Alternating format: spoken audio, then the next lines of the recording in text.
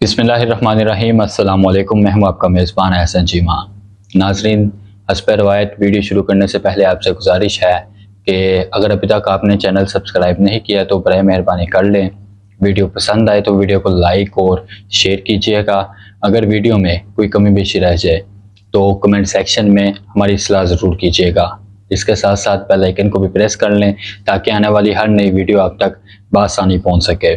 ناظرین، قومی دن منانے کی روایت زندہ قوموں کی نشانی ہوتی ہے۔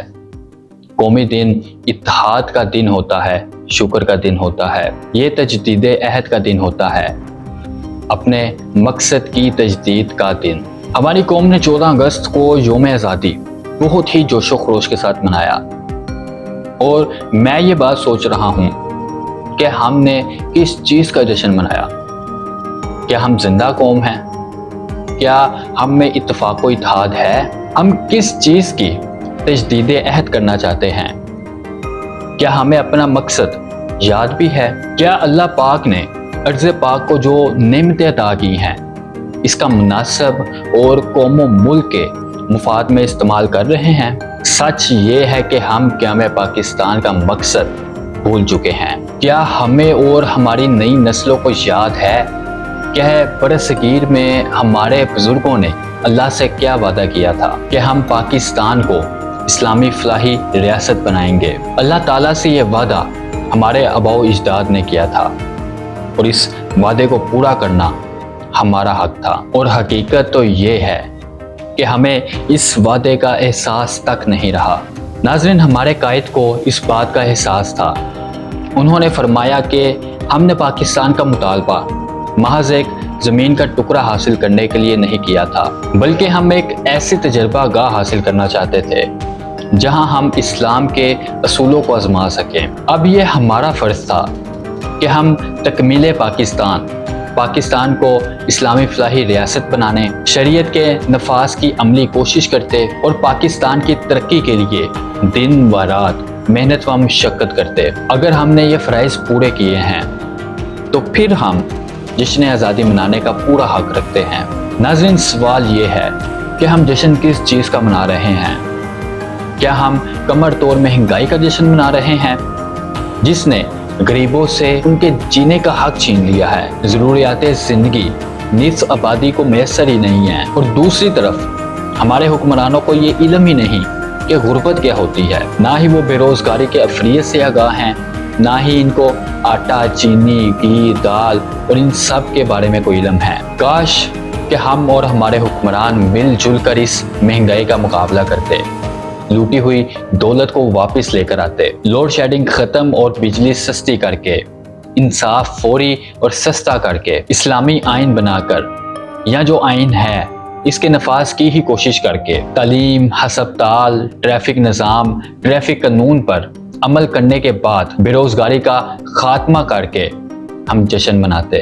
ایسے حالات میں جو عوام بنیادی حقوق کے لیے ترس رہے ہو، ضرورت زندگی مناسب داموں میں خرید نہ سکے، ایسے میں تو ریاست اپنا مقصد ہی کھو دیتی ہے۔ بھلا وہ کیسے آزادی کا جشن منائے؟ کیا ہم جشن لا قانونیت منا رہے ہیں؟ کیا ملک میں قانون صرف غربا کے لیے ہے؟ پیسے والا، اختیار والا قتل بھی کر سکتا ہے اور اسے کوئی خوف نہیں۔ اس لا قانونیت سے ہمارے اخبار بڑے بڑے ہیں۔ ملک میں انصاف نام کی کوئی چیز ہی نہیں ہے۔ جس ملک میں عدالتوں میں انصاف نہ ہوتا ہو، فیصلوں میں تاخیر اتنی کہ زندگی ہی گزر جائے لیکن فیصلہ نہ ہو، ہم 77 سال میں اپنے ملک کا قرارداد پاکستان کے مطابق آئین نہ بنا سکے، عمل تو بہت دور کی بات ہے، اور جو آئین تھا اس کا نفاذ بھی انصاف سے نہ ہو سکا۔ اگر ہم اردو کو سرکاری و عدالتی زبان بنا لیتے، پاکستان سے رشوت خوری، چور بازاری، اقربا پروری کا خاتمہ کر لیتے تو پھر خوب آزادی کا جشن مناتے۔ ناظرین، اللہ پاک نے پاکستان کو اپنی بے شمار نعمتوں سے نوازا ہے۔ یہاں وسیع میدان، پہاڑ، سمندر، صحرا، جنگل ہیں، چاروں موسم ہیں۔ پاکستان کی جغرافیائی اہمیت سے کسی کو انکار نہیں، یہ ایک ایٹمی ملک ہے۔ اس میں نمک کی دنیا کی دوسری بڑی کان، دنیا کی 5ویں بڑی سونے کی کان، تانبے کی 7ویں، دنیا کا دوسرا بڑا ڈیم، اور پیداوار کے لحاظ سے کپاس، چاول، آم، مٹر، خوبانی، گنے میں خود کفیل اور دنیا میں دوسرے، تیسرے، چوتھے نمبر پر ہے۔ پاکستان دنیا میں زرعی پیداوار کے لحاظ سے 25ویں اور صنعتی لحاظ سے 55ویں نمبر پر ہے۔ پاکستان میں گیس کے وسیع ذخائر ہیں۔ کسی بھی ملک کی ترقی کے لیے زرعی، صنعتی، مدنی اور افرادی قوت کی ضرورت ہوتی ہے۔ یہ ساری نعمتیں اللہ نے پاکستان کو دی ہیں۔ ان سے خاطر خواہ فائدہ ہم نے نہیں اٹھایا۔ ملک مسائل کی آگ میں پھنسا ہوا ہے، غیر ملکی قرض کے انبار ہیں۔ ایسے حالات میں ہم آزادی کا جشن کیسے منائیں؟ اس بابت ہمارے کچھ دانشور کہتے ہیں کہ 76 سال ایک قوم کی زندگی میں کوئی اہمیت نہیں رکھتے۔ کیوں نہیں رکھتے بھائی؟ چین، جاپان، اسرائیل، بھارت، فرانس ہمارے ساتھ ہی آزاد ہوئے۔ ان کی دنیا میں اہمیت دیکھ لیں، ترقی دیکھ لیں۔ ہمارے ہاں ترقی معکوس کا سفر جاری ہے۔ کیا ہم جشن آزادی منانے کا حق رکھتے ہیں جہاں چوری، ڈاکہ اور قتل و غارت عام ہو، دہشت گردی کا راج ہو؟ ہم کو سوچنا چاہیے اس سے بڑی اور کیا اذیت ہوگی کہ کیا ہمیں پاکستان کے مقصد یعنی اسلامی نظام کے نفاذ کو بھول کر جشن منائیں۔ کہا جاتا ہے کہ معاشرے میں بگاڑ ہے، کیوں ہے؟ اس کے اسباب کیا ہیں اور اس کا حل کیا ہے؟ انہیں حل کرنا کس کی ذمہ داری ہے؟ کسی کو کوئی علم نہیں، سب ایک دوسرے پر ذمہ داری ڈال رہے ہیں۔ ایک نقطہ نظر یہ ہے کہ افراد سے معاشرہ بنتا ہے، اس کے لیے افراد کو پہلے سدھرنا ہوگا، اور دوسرا نقطہ نظر یہ ہے کہ اجتماعی نظام ہی بگڑ چکا ہے، اسے ٹھیک ہونا چاہیے۔ اس کے لیے ایسی حکومت کی ضرورت ہے جو صرف قوم و ملک کے لیے فیصلے کرے۔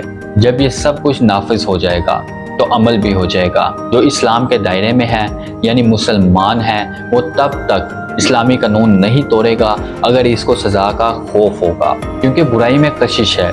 اس لیے برائی کی طرف انسان کا متوجہ ہو جانا شاید فطری ہے، اور اگر اس پر آزادی ہو تو یہی انجام ہونا تھا۔ جو ہوا ہے اسے آزادی کا نام نہیں دینا چاہیے، اور نہ ہی یہ روشن خیالی ہے، بلکہ یہ اسلامی قانون و شریعت سے بغاوت ہے۔ کیا ہم اس بات کا جشن منائیں کہ 77 سال میں اسلامی نظام حکومت رائج نہیں کر سکے؟ موجودہ حالات میں تجدید عہد کا دن وہ بھی سادگی کے ساتھ منانا چاہیے، اور اس بات کا بھی خیال رکھنا چاہیے کہ اگر ہم حقیقی آزادی کا جشن منانا چاہتے ہیں، تاریخ کا فخر بننا چاہتے ہیں، تو ہمیں اپنے کردار و عمل کو اسلام کے مطابق ڈالنا ہوگا، کیونکہ اسلام کے نفاذ کے لیے، اسلامی قلعہ بنانے کے لیے پاکستان حاصل کیا گیا تھا۔ اس لیے ہمیں چاہیے کہ پہلے قیام پاکستان کے مقصد کو پورا کریں، قیام پاکستان کے تقاضے پورے کریں، پھر حقیقی آزادی منائیں۔ میری اللہ سے دعا ہے کہ اللہ تعالیٰ اس وطن عزیز کو ہمیشہ آباد رکھے اور اسے خوب ترقی نصیب کرے۔ اسی کے ساتھ اپنے میزبان کو اجازت دیجیے، انشاءاللہ دوبارہ ملاقات ہوگی نئی ویڈیو کے ساتھ۔ تب تک کے لیے اللہ حافظ۔